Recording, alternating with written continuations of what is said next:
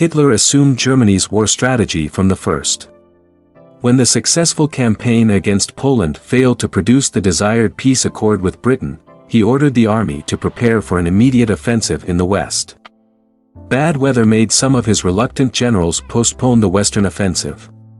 This, in turn, led to two significant changes in planning. The first was Hitler's order to forestall an eventual British presence in Norway by occupying that country and Denmark in April 1940. Hitler took a close personal interest in this daring operation. From this time onward, his intervention in the details of military operations grew steadily greater. The second was Hitler's significant adoption of General Erich von Manstein's plan for an attack through the Ardennes, which began May 10, instead of farther north. This was a brilliant and startling success. The German armies reached the Channel ports, which they had been unable to reach during World War I, in 10 days. Holland surrendered after 4 days and Belgium after 16 days. Hitler held back General Gerd von Rundstedt's tanks south of Dunkirk, thus enabling the British to evacuate most of their army. Still, the Western campaign as a whole was amazingly successful. On June 10 Italy entered the war on the side of Germany. On June 22 Hitler signed a triumphant armistice with the French on the site of the Armistice of 1918. Hitler hoped that the British would negotiate an armistice. When this did not happen, he proceeded to plan the invasion of Britain and eliminate British air power. At the same time, preparations were begun for the invasion of the Soviet Union, which, in Hitler's view, was Britain's last hope for a bulwark against German control of the continent. Then Mussolini invaded Greece, where the failures of the Italian armies made it necessary for German forces to come to their aid in the Balkans and North Africa. A coup d'état in Yugoslavia further disrupted Hitler's plans in March 1941, overthrowing the government that had agreed with Germany. Hitler immediately ordered his armies to subdue Yugoslavia.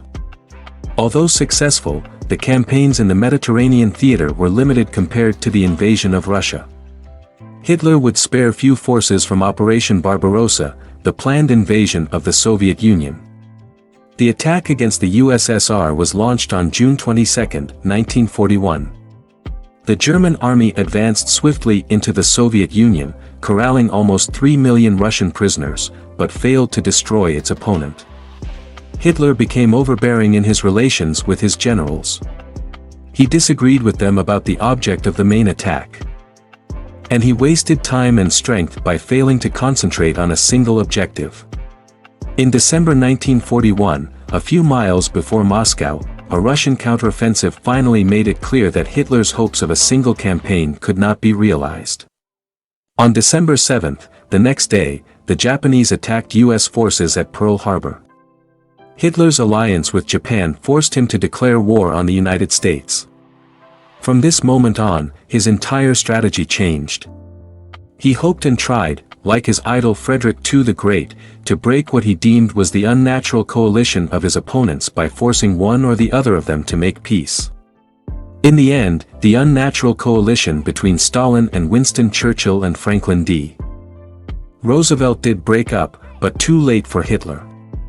He also ordered the reorganization of the German economy on a full wartime basis. Meanwhile, Himmler prepared the ground for a new order in Europe. From 1933 to 1939 and in some instances even during the first years of the war, Hitler's purpose was to expel the Jews from the Greater German Reich. In 1941, this policy changed from expulsion to extermination. The concentration camps created under the Nazi regime were expanded to include extermination camps, such as Auschwitz, and mobile extermination squads, the Einsatzgruppen. Although Catholics, Poles, homosexuals, Roma, Gypsies, and the handicapped were targeted for persecution if not outright extermination, the Jews of Germany, Poland, and the Soviet Union were by far the most numerous among the victims. In German-occupied Europe, some 6 million Jews were killed during the war. The sufferings of other peoples were only less when measured in the numbers killed. At the end of 1942, the defeat at El Alamein and at Stalingrad and the American landing in French North Africa brought the turning point in the war. And Hitler's character and way of life began to change. Directing operations from his headquarters in the east, he refused to visit bombed cities or to allow some withdrawals, and he became increasingly dependent on his physician, Theodor Morel. On the large amounts and varieties of medicines he ingested. Yet Hitler had not lost the power to react vigorously in the face of misfortune. After the arrest of Mussolini in July 1943 and the Italian armistice, he not only directed the occupation of all important positions held by the Italian army but also ordered the rescue of Mussolini, with the intention that he should head a new fascist government. On the Eastern Front, however, there was less and less possibility of holding up the advance. Relations with his army commanders grew strained, especially with the growing importance given to the SS, Schutzstaffel, divisions. Meanwhile, the general failure of the U-boat campaign and the bombing of Germany made the chances of German victory very unlikely. Desperate officers and anti-Nazi civilians became ready to remove Hitler and negotiate peace. Several attempts on Hitler's life were planned in 1943–44, the most nearly successful was made on July 20, 1944, when Colonel Claus von Stauffenberg exploded a bomb at a conference being held at Hitler's headquarters in East Prussia. But Hitler escaped with superficial injuries, and, with few exceptions, those implicated in the plot were executed. The reduction of the army's independence was now made complete. National Socialist political officers were appointed to all military headquarters. Thereafter, Hitler was increasingly ill, but he did not relax or lose control, and he continued to exercise an almost hypnotic power over his close subordinates, none of whom wielded any independent authority. The Allied invasion of Normandy, June 6, 1944, marked the beginning of the end. Within a few months, 8 European capitals, Rome, Paris, Brussels, Bucharest, Sofia, Athens, Belgrade, Helsinki, were liberated by the Allies or surrendered to them.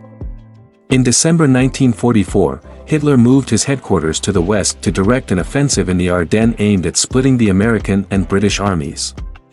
When this failed, his hopes for victory became ever more visionary.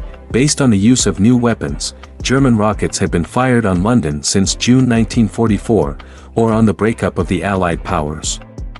After January 1945, Hitler never left the Chancellery in Berlin or its bunker, abandoning a plan to lead a final resistance in the south as the Soviet forces closed in on Berlin. In a state of extreme nervous exhaustion, he, at last, accepted the inevitability of defeat and thereupon prepared to take his own life, leaving to its fate the country over which he had taken absolute command. Before this, 2 further acts remained. At midnight on April 28 to 29, he married Eva Braun.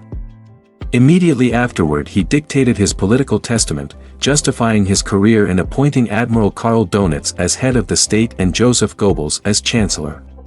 On April 30 he said farewell to Goebbels and the few others remaining, then retired to his suite and shot himself. His wife took poison. In accordance with his instructions, their bodies were burned.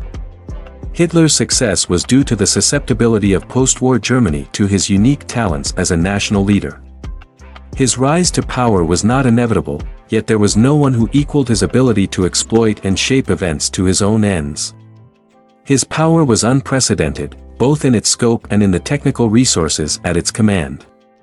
His ideas and purposes were accepted in whole or in part by millions of people, especially in Germany but also elsewhere.